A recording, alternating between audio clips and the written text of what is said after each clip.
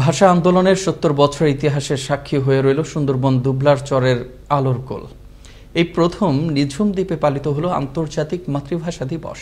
পিছিয়ে থাকা এই দুর্গম অঞ্চলে প্রায় ১০,০০০ মানুষ শ্রদ্ধা নিবেদন করেন শহীদ বেদিতে।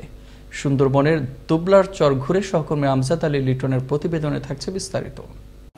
বাঘ আর সমুদ্রের তর্জন গর্জনের মধ্যে যাদের কাটে দিনরাত, সে সকল মৎস্য শিকারী, ব্যবসায়ী ও বন বিভাগের সদস্য সহ বিভিন্ন পেশাজীবী মানুষের কাছে ভাষা দিবস সহ জাতীয় অন্যান্য দিবসগুলো স্বপ্নের মতোই স্বপ্নীল। এবার এমনই এক অনুষ্ঠানে অংশ নিয়ে যেন স্বপ্নের সারথী হলেন দুবলার চরের চরাঞ্চলের মানুষ। ভাষা দিবসের প্রথম প্রহরে নিজেদের তৈরি শহীদ মিনারে ২১ বার তপধ্বনি, ১ মিনিট নীরবতা পালন এবং ভাষা শহীদদের প্রতি সম্মান প্রদর্শন পূর্বক পুষ্পস্তবক অর্পণ করে সূচনা করলেন ইতিহাসের নতুন এক অধ্যায়ের। দুর্গম চরের এমন আয়োজনের সাক্ষী হতে অসংখ্য দর্শনার্থী ভিড় জমান দুবলার চরের আলোর কোলে। এই প্রথম বঙ্গোপসাগরের উপকূলে দুবলার চরে ভাষা আন্দোলনের যে শহীদদের প্রতি শ্রদ্ধা যে এত সুন্দর একটা অনুষ্ঠান হচ্ছে, আমরা সেই সুদূর খুলনা থেকে অনুষ্ঠানটা দেখার জন্য আসছি।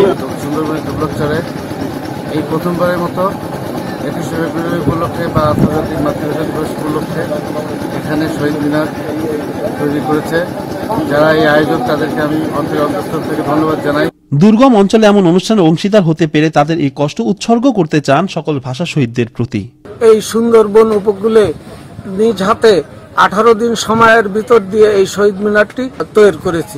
সুন্দরবনের প্রথম এই মাতৃভাষা দিবস পালন হচ্ছে, আমরা মনের আনন্দে মশামশি করছি, পরিষ্কার পরিচ্ছন্ন করছি। সুদূর সাগর পারে সুন্দরবনের সন্নিকটে স্বাধীনতার ৫০ বছর পূর্তিতে দুবলা ফিশারম্যান গ্রুপের সহযোগিতায় আন্তর্জাতিক মাতৃভাষা দিবস পালনে বেশ আনন্দিত ও গর্বিত বলে মত এই বন কর্মকর্তার। আমরা বিশেষ করে বঙ্গবন্ধু এবছর শতবার্ষিকী আমরা পালন করেছি, ১৬ই ডিসেম্বর পালন করেছি এবং ২১শে ফেব্রুয়ারি পালন করছি। আগামীতে প্রতি বছর এইটা পালন করে, এই জন্য তাদেরকে আমরা উদ্বুদ্ধ করার জন্য এই ব্যবস্থাটা করেছি। এদিকে সংস্কৃত শিক্ষায় পিছিয়ে পড়া এই অঞ্চলের মানুষ যেন উপলব্ধি করতে পারে ভাষা দিবসের গুরুত্ব, সে লক্ষ্যে আয়োজন বলে জানায় আয়োজক কর্তৃপক্ষ।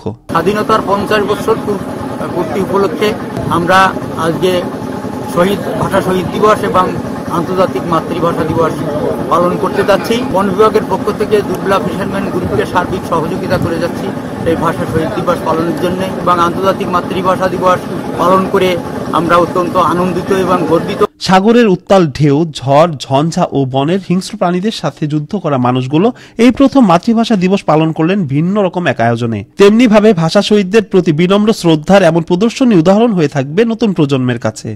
শওকত সাগর, আনন্দ টিভি, ন্যাশনাল ডেস্ক।